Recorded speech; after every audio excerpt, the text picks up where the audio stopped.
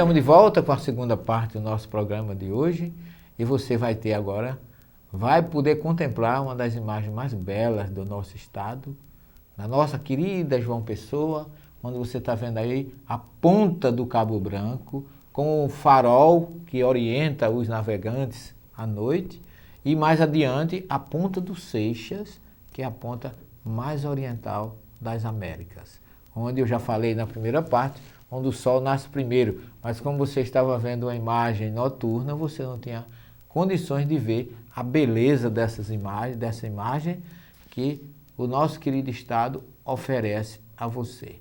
E toda essa atmosfera natalina, independente de religião, ela transforma a mente das pessoas, as pessoas se tornam mais fraternas, mais amáveis, mais solidárias. E a própria espiritualidade fala que lá do alto, durante esse período, o planeta Terra é envolvido por uma luz diferente. Há uma atmosfera espiritual mais leve e que os espíritos superiores dizem que os pensamentos positivos, a atmosfera de confraternização que envolve o planeta, melhora bastante o bem-estar das pessoas que habitam em nosso planeta. E nessa segunda parte eu queria falar um pouquinho ainda, como eu já comecei na primeira, sobre a questão dos fenômenos mediúnicos de efeitos físicos que envolveram a visita dos homens, dos astrólogos persas que vieram visitar Jesus. Conta a tradição, como é narrado no Evangelho de Lucas, que eles vieram em busca de Jesus e que uma estrela os guiava. E eles, como astrólogos, eles descobriram que, pelo estudo dos astros, alguma coisa diferente estava acontecendo. E eles vieram, chegaram no palácio de Herodes e comunicaram a Herodes que o rei dos reis havia nascido.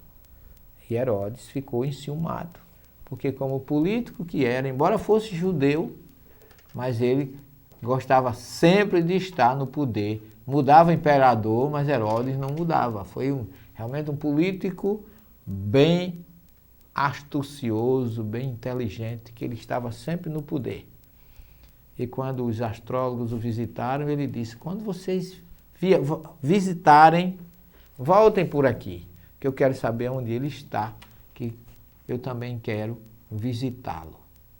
E diz a história que os persas foram seguindo a estrela e diante da manjedoura, diante do ambiente onde estava Jesus, a estrela parou.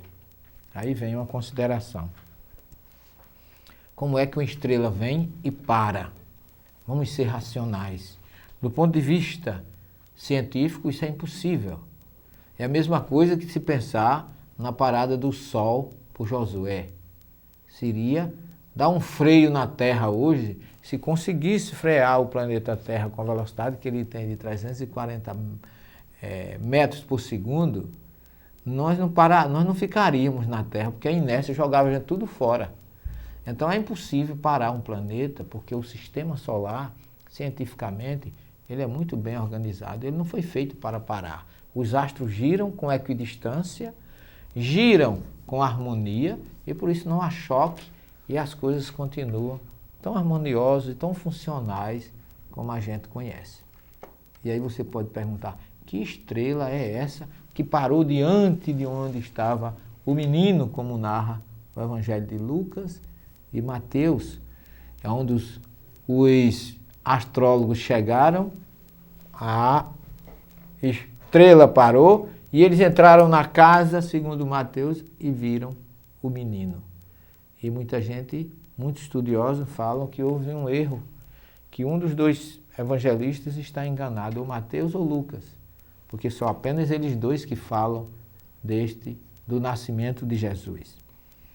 Quem está certo? Mateus fala que os astrólogos entraram numa casa. Lucas fala que Maria colocou o menino na manjedoura. Finalmente, Jesus nasceu numa casa ou numa manjedoura? Nasceu numa manjedoura E quando os astrólogos chegaram, ele já estava numa casa, porque eles não chegaram no mesmo dia e Jesus não ficou ali o tempo todo esperando esses astrólogos. É tanto que eles passaram antes, na sua visita a Herodes, porque já fazia um certo tempo que Jesus havia nascido. E alguns estudiosos falam que já fazia em torno quase de 2 anos.